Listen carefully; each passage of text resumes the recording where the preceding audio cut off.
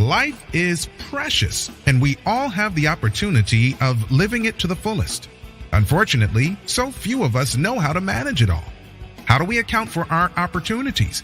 How do we account for our time? How do we account for our relationships, health, spirituality, homes, finances, influence, and careers? How do we account for the one life we have to live? I am so glad you asked. In this program, you will find answers to all of these questions and more. Welcome to the Account for Your Life podcast with your host, the healthy accountant himself, Jay Moore.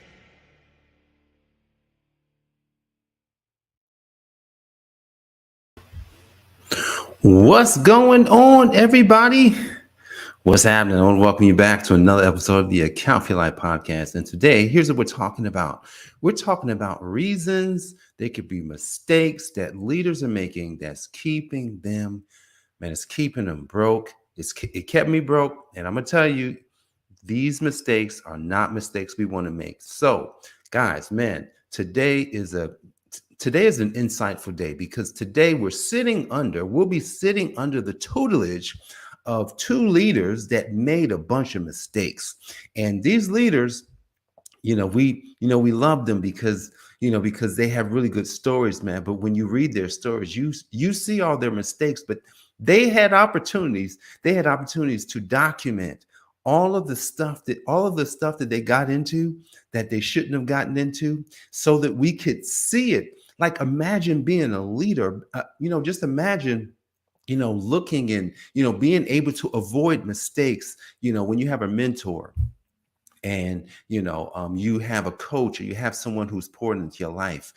What they do for you is help you not to make the mistakes. So before we go any further, look, I just want to thank you for joining. And I also want to ask you to do something. If you're watching this stream live, YouTube or on Facebook, go ahead and share the stream. Share it across your platform. Let other people know, hey, man, the Account for Life podcast is to help leaders, people who are up and coming leaders, pretty much avoid mistakes that we make.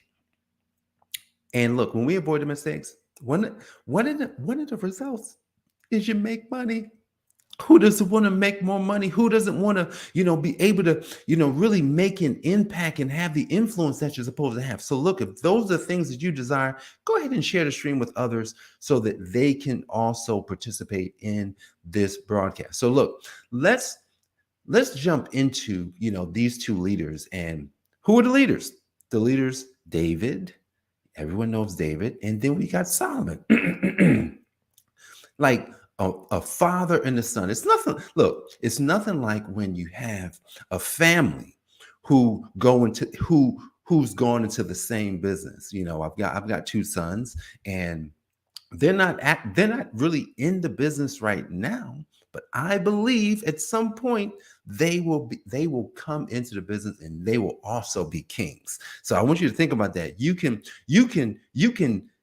go down the path so that when the time comes, I don't think Solomon might have thought he might have been king. He just didn't know when, and he wasn't probably paying attention until, it got to the point where his father was like, well, I'm going to die. So, hey, you're going to be king. I'm going to go ahead and make you king. He was still pretty young. And so before we go to Solomon, let's look at what David said. Now, so we want to first think about mistakes and reasons. Now, reasons are like, well, that's my excuse, but they're really mistakes. And so let's look at a verse in Psalm chapter 1, verse 1. And here's the first mistake. It says, blessed is the man who walketh not in the counsel of the ungodly, nor standeth in the way of sinners, nor sitteth in the seat of the scornful. So I want you to think about something. I want you to think about this reason, this mistake. And this particular mistake is, man, you hanging around and you spending time with the wrong people.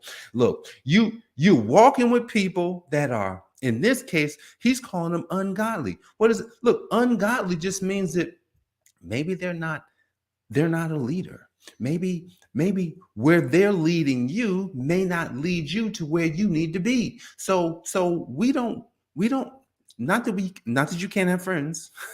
See, because I know sometimes our friends could be those kind of people. It says, blessed is the man that walketh not in the counsel of the ungodly.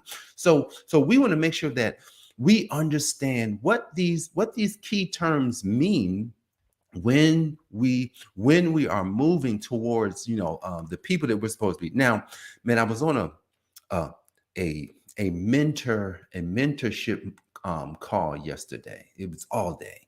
Um, Kingdom entrepreneurs, and being led by someone who's walking the walk. And it's nothing like being around people who are walking the walk. And he's teaching us elements of financial success within the kingdom. And I'm sitting there I'm like, man, like I almost didn't go because I was like, man, I don't know if I have time. That like it's gonna be long. But I said, what am I doing? And when I logged in, I realized the environment that I was in was all godly. The environment that I was in was an environment that would uplift me. The environment that I was in was an environment that would help me get to a new level in my business when it comes to money and finance. The environment that I was in was teaching me all the ways that I could avoid the mistakes of the ungodly. And I'm sitting here like, whoa, like just imagine something. Imagine you had a desire, which I'm sure you got one. You're a leader, or you have a desire to be a leader. Well, what's a leader? A leader is someone who leads themselves. So you don't have to worry about people. And so here's the thing: if you have a desire and you really, really, really, really, really, really like that desire, if you really like that desire to happen, then how are you going to get there? What is it that you're going to focus on? Are you going to do it alone, or are you going to actually put yourself in an environment that will help, that would almost by default take you where you want to be? And so that's what happened yesterday. I think it was 9 hours. It was imagine going to church for 9 hours. Anybody ever been to church all day? But imagine you didn't want to leave church. Imagine you just wanted to stay there because what you were getting, you could actually use the next day. You could actually use it during the week. A lot of times we go to church and it's like, yay, music, word. And then you go home and you're just like, well, I don't remember what happened to church. But I'm going to tell you, I remember everything that happened yesterday. One of the things I learned, hey, how you doing, Kim? How you doing? Awesome. Good to see you. So here's the thing. I'm sitting here in this environment, because in the word, it says, Psalms 1, it says this: blessed is the man who walketh not in the counsel of the ungodly, nor standeth in the way of sinners, nor sitteth in the seat of the scornful. So yesterday, I didn't make the mistake of sitting in the wrong seat. I didn't make the mistake of being around the wrong people. I didn't make the mistake of walking around with people that may not take me to where I want to be. Imagine if you stayed broke all your life. I want you to think about this. Imagine if your parents were broke, then you were broke, and then we keep teaching our kids how to be broke because we never solved the puzzle. Guys, I want you to think about this in a way you never saw it before. I want you to think about it in a way that you say, man, being rich, being prosperous. And I'm gonna get to that in just 1 second. Just hold on, don't leave.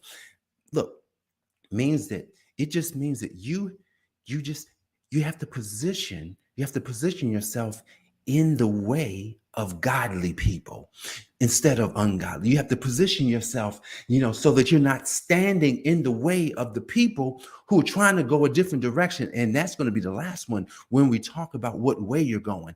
And you don't want to sit in the seat where people are not like taking the action that you need to take in just from the little bit of nuggets that I got yesterday. A whole day, just say a whole day in church, and then you walk out of church like, oh my goodness, I'm actually going to do this tomorrow. I'm actually in today I'm not motivated. I'm inspired to be. And so let's move to number two. Second reason. Let's see, what's my second reason? The second reason is this. It's not that one. It's going to be in Proverbs. Proverbs 21:17. Here's what Solomon said. So now you had David talking. Now we got Solomon talking. Solomon says, he that loveth pleasure shall be a poor man, and he that loveth wine and oil shall not be rich. Ooh, this has got so much. It's got so much in there, because he's just like, wait a second. Oh, you like to have a lot of fun, eh? you know, then you're gonna be poor. Like he's all right. I'm not saying you can't have fun, right? Look, I go to a Kingdom Entrepreneur Conference every year, right? I went to got one coming up in October. And in the conference, we have a lot of fun. But here's the thing. We are in an environment of growth. The fun that we're having is the fact that we're studying the word and we're taking the word and we're applying it to business. Think about that. The Bible is a business book. Has anyone ever told you that the Bible is a business book? You can take the book and you can walk around with that book as your blueprint if you are in business. And if you're saying, "Well, I love to start a business, I just don't know how," go get the Bible. Right? I'm reading I'm reading from the Bible today what you can use so that you don't make the mistakes. And says, "He that loveth pleasure shall be a poor man." Now, here's the thing. Now, Solomon was never poor.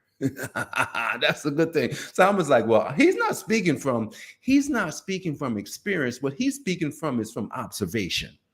He's observing all the poor folks who just love pleasure so much and they love drinking, they love having a good old time. But he says, man, those folks are gonna stay poor all their life, and it's never gonna change. Look, I remember, in my family, like, I had my dad at my house last week. He was here for 5 days, and we were talking about my family line. We were talking about uncles and grandfathers and the people that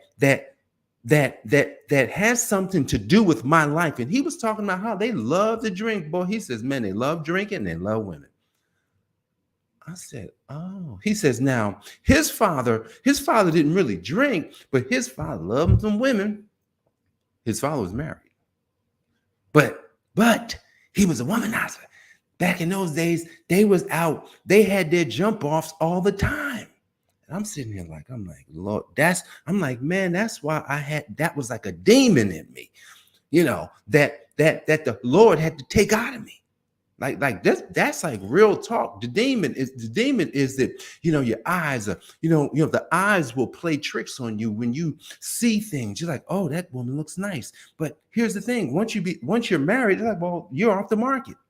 But I just remember before I got married, all the crazy stuff. Even after, like the fact that I'm drinking wine and I'm drinking beer and I'm drinking all the stuff because I love to drink. And that was just some fun that I had. I was poor in spirit and poor in money.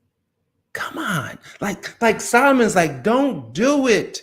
If you want to get to a new level, if you want to lead yourself at a high level, because you can't lead anybody until you can lead yourself. If you want to lead yourself at a high level, then you got to realize that pleasure and drinking and having a good time, those things are appropriate because he tells you that they are in Ecclesiastes. He said there's a time for everything, but you don't want to love it to the point where it's going to take you down. All right, that's number two. Number three, and I have a bonus one as well. Number three, we're going back to David, and at the end of the chapter, at the end of chapter 1 in Psalm, it says this: "For the Lord knoweth the way of the righteous, but the way of the ungodly shall perish." So he says, blessed is the man who walketh not in the counsel of the ungodly. So here's the thing. If I've been walking, because yes, I've walked in the counsel of the ungodly for many years, and I was trying to figure out, why am I not moving? Why things are not changing? Why is it that I'm not where I need to be? And that's because I haven't been walking in the way of the righteous. So here's the thing. The reason many of us have stayed broke is that we're going the wrong way. We're going the wrong way. Jesus says, I am the way. I am the truth and the light. No one can get to the Father but through me. So if Jesus is the way, and I'm going and if I'm not getting to where I want to be, then that means I'm going the wrong way. Then that means I got to pivot. I've got to pivot. I got to make a change. Look, when 2020 came and we've gone through this pandemic, that was the opportunity of a lifetime to pivot and turn. But here's the thing. Many people follow the way of the ungodly. The ungodly will take us to perishing. And if you didn't see it, If you didn't see it, then oh my goodness. Yes, someone says, so true, so true. Getting out of generational curses. Absolutely. Those are things that we want to make sure we don't stay in the generational curses. Guys, look, the ungodly shall perish. We don't want to perish. We don't want to do that. And then here's the bonus one. I may even mention this yesterday. The bonus reason that leaders continue in their, you know, staying broke, right? Here's that bonus. Proverbs 21:5, we're back to Solomon. He says, the thoughts of the diligent tend only to plenteousness. Tend only, I want you to think about that. Tend only to plenteousness. But everyone that is hasty, only to want. Now, what does this mean? So first, when you are skilled in thinking, because diligent is skilled. Diligent is skill. When you are skilled in thinking, because it says the thoughts. So you have to be skilled at thinking, right? And if you're skilled at thinking, then what happens is all of a sudden you become more prosperous because plenteousness means prosperity. And, is that bad word? Because a lot of times, we can't talk about prosperity. We're kingdom people, not kingdom, but we're Christians and that's of the world. And we all need some money because we all spend a lot of time trying to get it. So if you spend 8 hours a day trying to get it, then that just means that you better change. We better change our thought because I'm not going to take myself out because here's the thing. I'm still working on being a skilled thinker. I have not reached the pinnacle of success. And because I'm still walking in the way, I'm still going the way that Jesus told me to go, that Yeshua HaMashiach says, hey, go this way. And so look, we've got to become skilled thinkers to lead us out of poverty. But everyone that is hasty. So when you are hasty, when you just, I'm just gonna, you know what? I've known this way all my life, so I'm just gonna go this way. Everyone that is hasty only to want. Want means to lack. So if we are going to be successful as leaders, if we are not going to lead ourselves to being broke, if we're actually going to be more prosperous and plenteous, as Solomon said, then we got to become skilled at thinking. And we've got to make sure that we're not acting in haste just because that's what we've known all our life.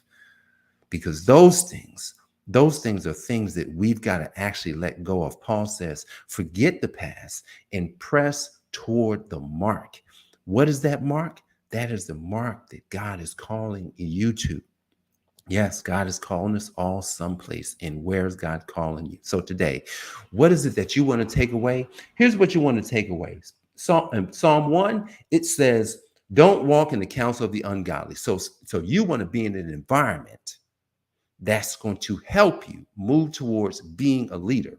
Number 2 is Proverbs 21:17. It says, you don't want to love pleasure, right? Because pleasure will lead you to being a poor man or a poor woman, and you don't want to love having a good time drinking, right? Because those things just going to lead you to being poor. That's Proverbs 21:7. We're going to come back to Psalm number 1:6.